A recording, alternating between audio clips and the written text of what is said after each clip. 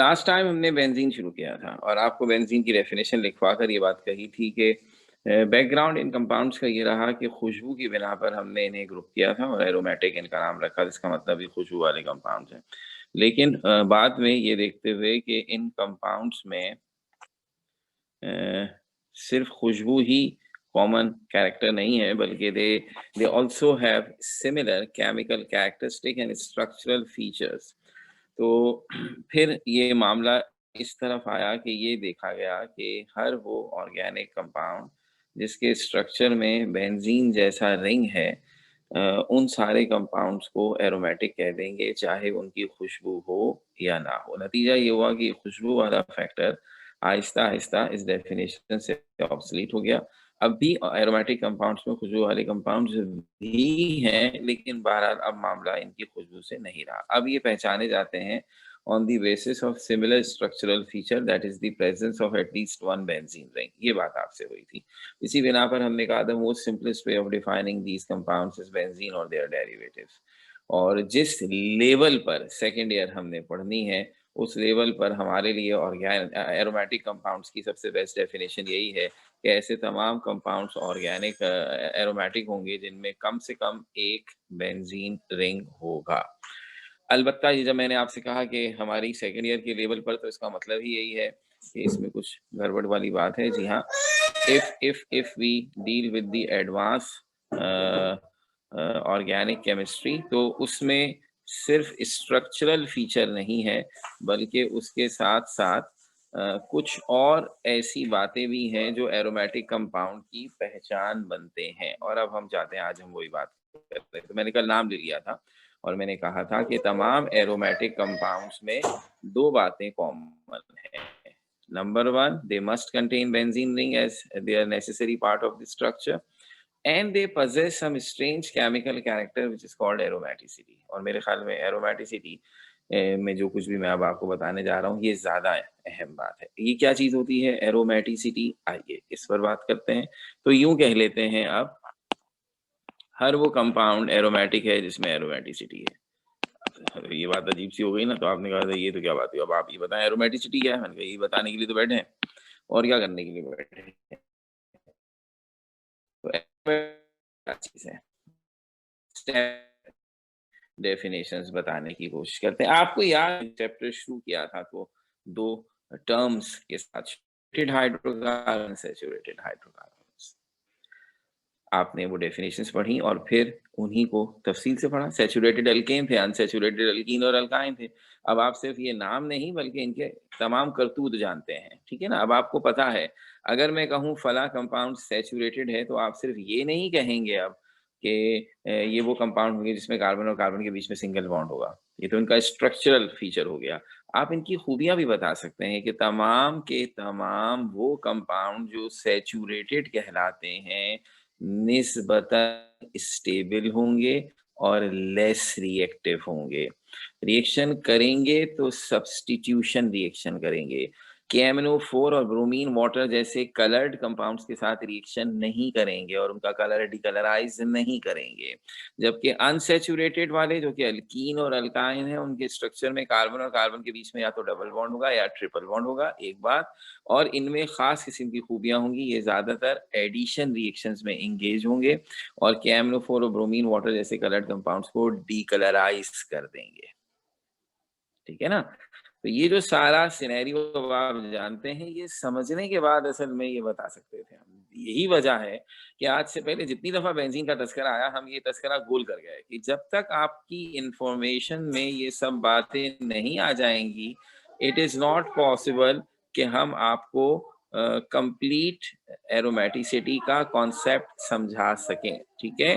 तो अब वो मरहला आ गया है, तो जो पहली डेफ़िनेशन है, वो डेफ़िनेशन क्या बनती है एरोमेटिसिटी की? ये है सैचुरेटेड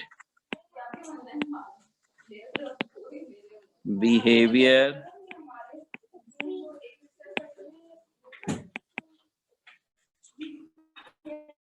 of unsaturated compounds। ये लफ्ज कितना जबरदस्त है।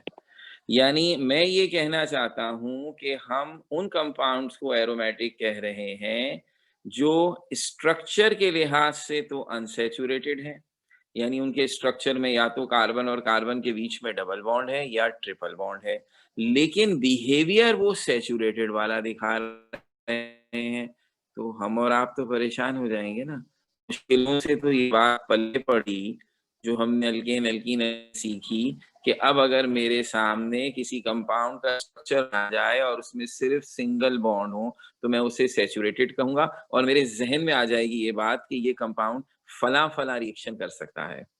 और अगर मेरे सामने कोई कंपाउंड आए जिसमें डबल बॉन्ड हो कार्बन और कार्बन के बीच में, ये ट्रिपल बॉन्ड हो, तो मैं फ़ौरन कहूँगा ये अनसैचुरेटेड है। मुझसे कोई पूछेगा इस कंपाउंड का सिंपल केमिकल टेस्ट, तो मैं कहूँगा ये KMnO4 को डिकलराइज़ कर देगा, ये ब्रोमीन वाटर को डिकलराइज़ कर देगा, ये दबा-दब एडिशन रिएक्शंस करेगा, ये अनस्टेबल होगा, ये बड़ा रिएक्टिव होगा। ये सारी बातें खुद ब खुद निकलेंगी मुँह से। और जब मुझे ये बताया जाएगा होल्ड ऑन, ऑर्गेनिक कंपाउंड्स में एक कैटेगरी है सैचुरेटेड, एक कैटेगरी है अनसैचुरेटेड और एक मुनाफिक लोग हैं। मुनाफिक समझते हैं? जो शक्ल से कुछ और, अमल से कुछ और। शक्ल से आपसे कहेंगे कि हम तो आपके दोस्त हैं, आपके खैर-ख़्वाह और अंदर से दुश्मन निकलेंगे, वो कहलाते हैं मुनाफ़िक। जो मुँह से मुझे कहें हम मुसलमान हैं, अंदर-अंदर से ना हों। तो ये वो हैं, शक्ल से अनसैचुरेटेड और अमल से सैचुरेटेड, तो हम तो घबरा जाएँ, अब क्या करें? ये कंपाउंड तो हमें कन्फ्यूज़ कर देगा ना, इसका मतलब है there is a group of compound in organic chemistry जिनके स्ट्रक्चर में डबल बॉन्ड होंगे और वो KMnO4 को डिकलराइज़ ही नहीं करेगा। वो अनस्टेबल ही नहीं होगा, वो एडिशन रिएक्शन ही नहीं दी तो दिखाएगा।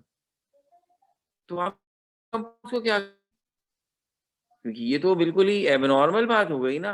हम तो स्ट्रक्चर देखकर अब हिसाब लगाने सीखे थे, तो ये तो धोखे वाले कंपाउंड है। हमने कहा इसीलिए तो इनको हमने आम कंपाउंड से अलग कर दिया है कि ये तो धोखा देने वाले कंपाउंड हैं।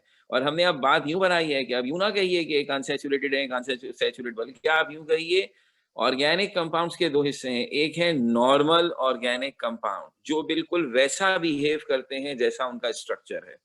यानी स्ट्रक्चर में अगर सिंगल बॉन्ड है तो सिंगल बॉन्ड वाली प्रॉपर्टीज दिखाएंगे, यानी सैचुरेटेड वाली प्रॉपर्टीज। अगर स्ट्रक्चर में डबल या ट्रिपल बॉन्ड है तो वो अनसैचुरेटेड वाली प्रॉपर्टीज दिखाएंगे। तो ये नॉर्मल हुए ना, जैसी शक्ल वैसा अमल। और एक ग्रुप उन कंपाउंड्स का है जो देने वाले कंपाउंड है, शक्ल से अनसैचुरेटेड, अमल से सैचुरेटेड, उनको हमने कहा है एरोमेटिक। और जो जैसी शक्ल वैसा अमल, वो है नॉर्मल कंपाउंड या एलिफैटिक। ये लफ्ज़ पहले भी आया था, लेकिन अब देखिए आहिस्ता-आहिस्ता इन इसके मुतालिक चीज़ें सही एक्सप्लोर हो रही हैं। तो एलिफैटिक वो सारे ओपन और क्लोज़ चेन कंपाउंड्स के ग्रुप को कहते हैं, जो जैसा स्ट्रक्चर रखते हैं, वैसी खूबियाँ दिखाते हैं। और अगर आपके सामने ऐसे कंपाउंड आ जाएँ जो स्ट्रक्चर के लिहाज से तो अनसैचुरेटेड लग रहे हैं और प्रॉपर्टीज़ के लिहाज से सैचुरेटेड हों, तो ऐसे कंपाउंड एरोमेटिक, और ये खूबी, ये धोखा देने वाली खूबी है एरोमेटिसिटी। तो saturated behaviour of unsaturated compounds. अब सारी बात क्या होगी सर, पहचानेंगे कैसे? तो कन्फ्यूज़ हो गए हम।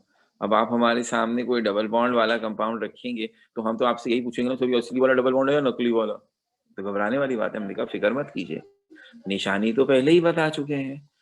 आम डबल बॉन्ड वाले कंपाउंड्स या ट्रिपल बॉन्ड वाले कंपाउंड जो ओपन चेन हो, उनसे तो कोई खतरा ही नहीं है। तमाम ओपन चेन कंपाउंड जिनमें डबल या ट्रिपल बॉन्ड होगा, वो नॉर्मल अनसैचुरेटेड हैं, वो कभी भी एरोमेटिसिटी नहीं दिखाएँगे। एरोमेटिसिटी की सबसे सबसे सबसे सबसे क्रूशियल खूबी ये है कि वो साइक्लिक कंपाउंड्स में है। ये सही खत्म हो गया। अब अगर वो साइक्लिक में है, तो उसमें भी जैसे मैंने कहा, फॉर स्टेज 1 थोड़ी एक्सेप्शंस होंगी, वो बिल्कुल आखिर में। देखिए, समझाने और पढ़ाने का आसान तरीका ही यही है कि आसान और सिंपल और जनरल बात पहले बताइए, एक्सेप्शंस आखिर में बताइए। मैं हमेशा एक एग्जांपल देता हूँ, कभी अल्लाह अल्लाह ना करे कि अल्लाह करे आपको भी पढ़ाना पड़े, तो ये टिप याद रखेंगे। हम सब ने इसी से गुजरे हैं। जब हम बच्चों को पहली दफा एबीसी सिखाते हैं, तो हमें इसका,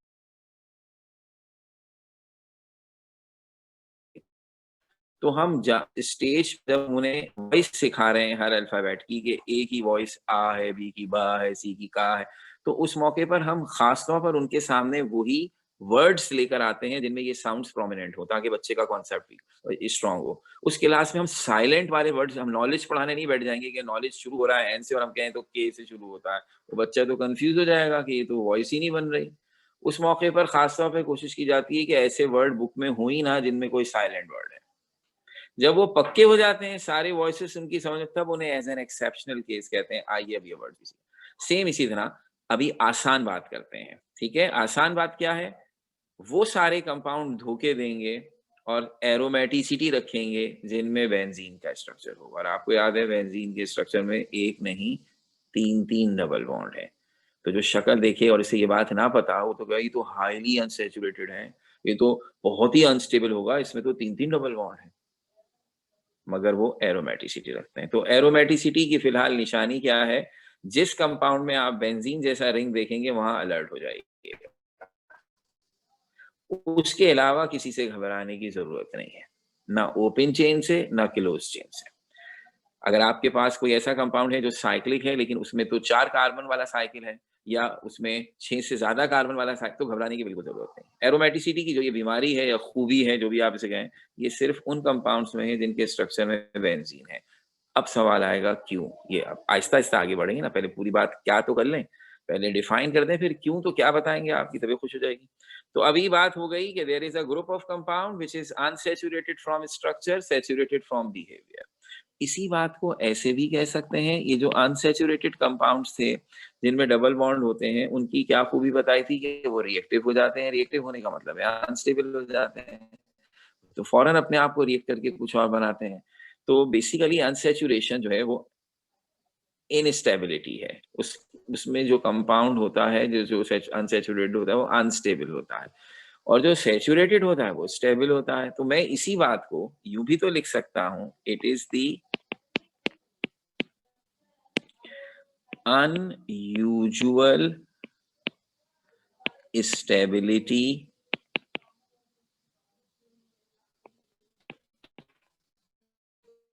or unexpected stability of certain unstable compounds.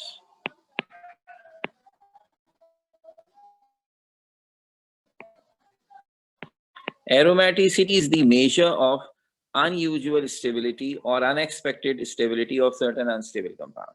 यानी एरोमेटिसिटी वो खूबी है जो इस बात का इजहार करती है, इस बात को एक्सप्रेस करती है कि किस तरह कुछ अनस्टेबल कंपाउंड अपनी एक्सपेक्टेशन से ज्यादा स्टेबल निकल गए।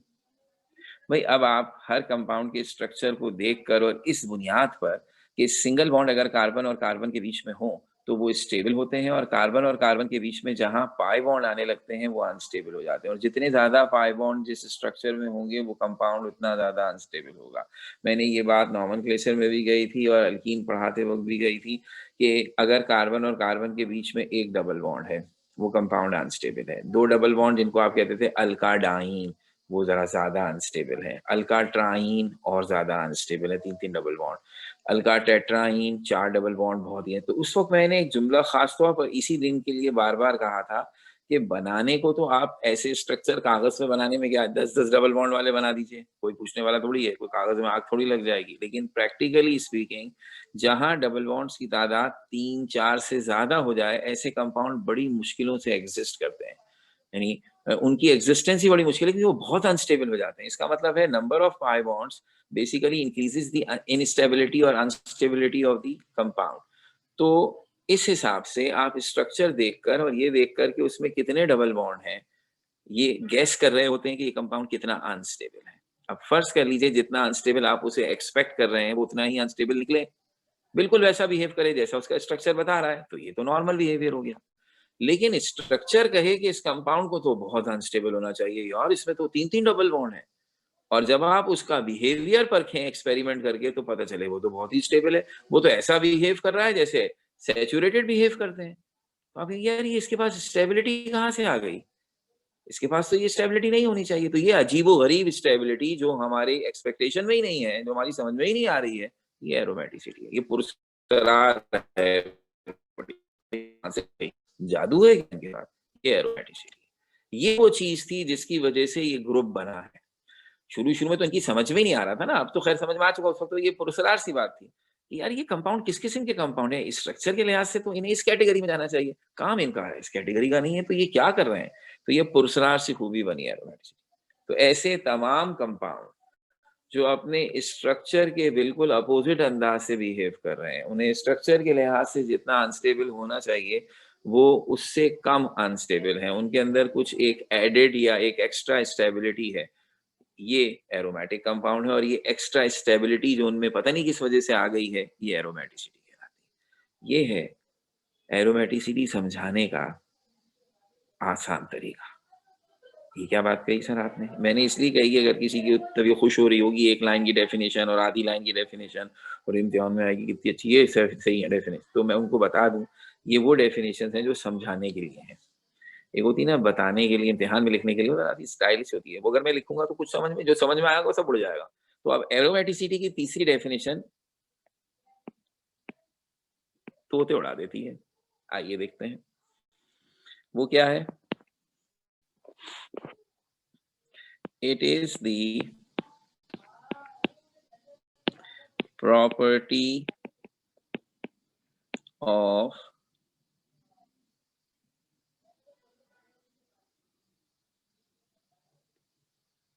sp2 hybridized carbon atoms arranged in hexagonal ring in which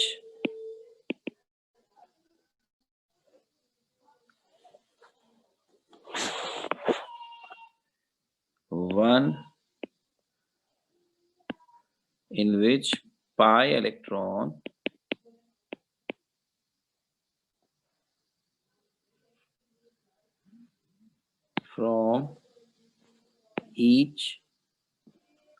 from one unhybridized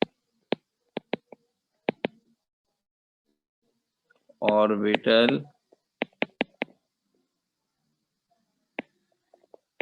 of each carbon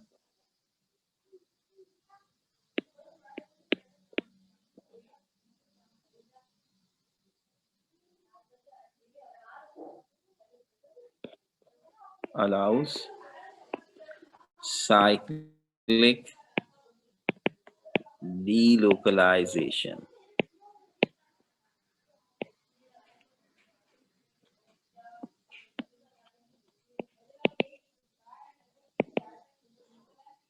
over the entire तो ये लैंग्वेज बड़ी अजीबो-गरीब है।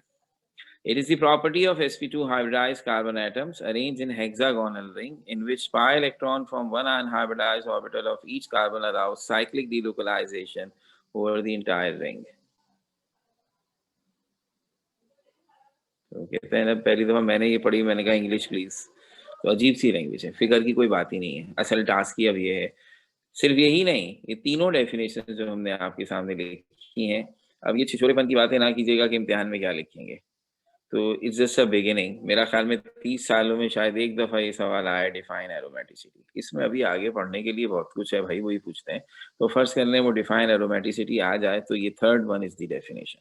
ये फर्स्ट सेकंड तो स्टेप्स थे आपको अपनी बात समझाने के। तो ये थर्ड वन ही डेफिनिशन है जिसका कुछ समझ में नहीं आया ना, मैं समझा रहा हूँ अभी।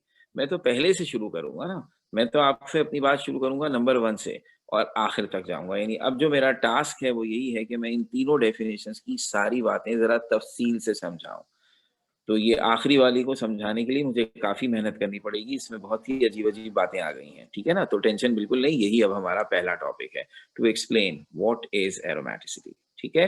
तो अब पहली बात से शुरू करते हैं। पहली बात मैंने ख़ैर थोड़ी-सी वैसे भी बता दी और लफ्ज़ी हमारे फ़ैमिलियर है, सैचुरेटेड और अनसैचुरेटेड।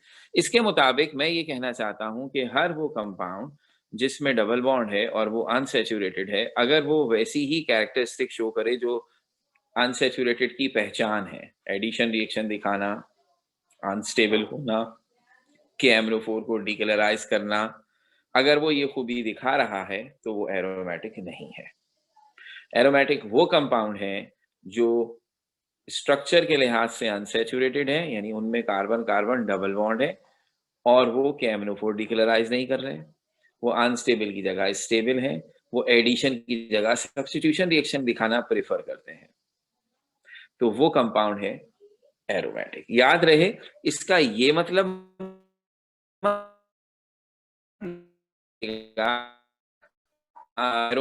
अनसैचुरेटेड वाली कोई भी खूबी नहीं दिखाते, नहीं नहीं नहीं नहीं नहीं नहीं, वो अनसैचुरेटेड है, उनमें डबल बॉन्ड है, तो वो डबल बॉन्ड वाली खूबियां भी दिखाते हैं और सिंगल बॉन्ड वाली खूबियां भी, यानी उनमें सैचुरेटेड और अनसैचुरेटेड दोनों बिहेवियर होते हैं, तो वो एरोमेटिक बनते हैं। अच्छा, अब जो दूसरी वाली डेफिनेशन थी, इससे हम अपने पहले टॉपिक को शुरू करेंगे और आहिस्ता आहिस्ता तीसरी डेफिनेशन पर आएंगे, क्योंकि पहली वाली का तो मामला इसलिए क्लियर है कि अभी सैचुरेटेड अनसैचुरेटेड के लिहाज से ही तो पढ़ के आए हैं। हाँ, स्टेबिलिटी एक नया लफ्ज आ गया था भाई, ये तो सुना है हमने कि ये कंपाउंड स्टेबल है, ये अनस्टेबल है, लेकिन क्या हम दो कंपाउंड्स के दरमियान इस तरह का कंपैरिजन कर सकते हैं कि ये कंपाउंड ए कंपाउंड बी के मुकाबले में कितना स्टेबल है? क्या ये स्टेबिलिटी गिनी जा सकती है कि ए कंपाउंड बी कंपाउंड से 5 स्टेबल है? नहीं, 5 नहीं है, 6.5 स्टेबल। क्या ये गिनती में आता है? देखिए, कुछ चीजें ऐसी होती हैं जिनको हम गिनते हैं। आपका वेट, आपकी हाइट किसी और बच्चे से कंपेयर की जाए तो ये मेजर होती है। आप कहेंगे मेरी हाइट 5 फीट 8 इंच है, इसकी हाइट 5 फीट 6 इंच है, मैं इससे 2 इंच लंबा हूं या लंबी हूं, ये तो गिनी जा सकती है ना। लेकिन आपकी जहानत, आपकी इंटेलिजेंस, क्या ये किसी स्केल में गिनी जाएगी? क्या ये कहा जाएगा कि मैं इससे 30, मेरी इंटेलिजेंस 32.5 है और इसकी 32.1 है, मैं इससे ज्यादा 0.4 ज्यादा इंटेलिजेंट नहीं। हार्ड वर्किंग, कोई बच्चा हार्ड वर्कर है, बहुत मेहनती है, क्या आप मेहनती होने को गिनेंगे किसी स्केल पे? नो, ये क्वालिटेटिव टर्म्स है, इनकी गिनती नहीं होती नंबरों में। तो हमें लगा कि स्टेबिलिटी भी ऐसी ही चीज है। सर, आप ज्यादा से ज्यादा ये कह दें ये ज्यादा स्टेबल है, ये स्टेबल है, लेकिन इनकी स्टेबिलिटी गिन नहीं सकते। हमने कहा एक्सक्यूज मी, आप नहीं गिन सकते थे, आज गिन के दिखाएंगे। यानी हम आपको अब सबसे पहले यही बताएंगे कि यस, देयर इज अ वे जिसमें हम कंपाउंड्स की स्टेबिलिटी बाकायदा नंबरों में गिन सकते हैं, और उसी से मेरा मामला आसान हो जाएगा। अगर मैं कोई ऐसा तरीका आपको बताने में कामयाब हो जाऊं जो कंपाउंड्स की स्टेबिलिटी को बाकायदा नंबरों में मेजर करता हो, तो ये मसला ही हल हो गया। उसमें फिर क्या होगा, हम आपको समझा सकेंगे कि एरोमेटिक असल में वो कंपाउंड हैं जो आपको एक्सपेक्टेशन से ज्यादा स्टेबिलिटी शो करते हैं।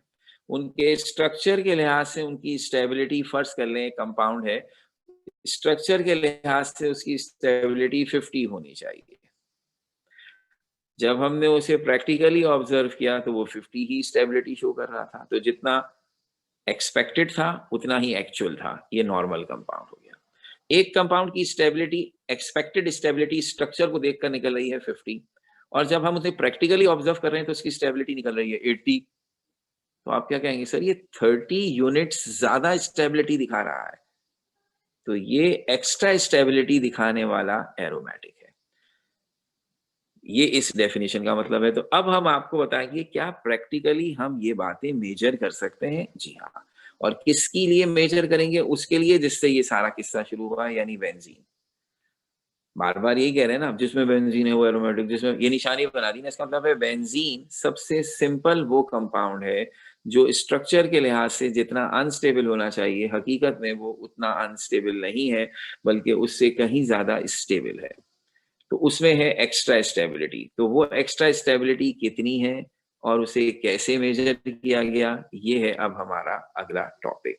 So the topic name is stability of benzene. हम बेंजीन के स्ट्रक्चर के साथ कुछ एक्सपेरिमेंट करके आपको बताएंगे कि अगर बेंजीन एक आम सा कंपाउंड होता है, यानी उसमें कोई खुसूसियत नहीं होती एरोमेटिसिटी जैसी, तो उसे कितना स्टेबल होना चाहिए था, और हकीकत वाला बेंजीन कितना स्टेबल निकल आया है। इससे ये पता चलेगा कि इसमें एक एक्स्ट्रा स्टेबिलिटी है और इसलिए ये एरोमेटिक है। तो ये काम हमारा अब होगा। तो आज की कहानी में सिर्फ यही एक स्क्रीन आ सकी है, तो कल हमारा जो काम होगा वो होगा to learn how stable benzene is. तो ये स्लाइड मैं आपसे शेयर कर लेता हूँ और इंशाल्लाह यहीं से आपसे कंटिन्यू करेंगे नेक्स्ट टाइम। Thank you.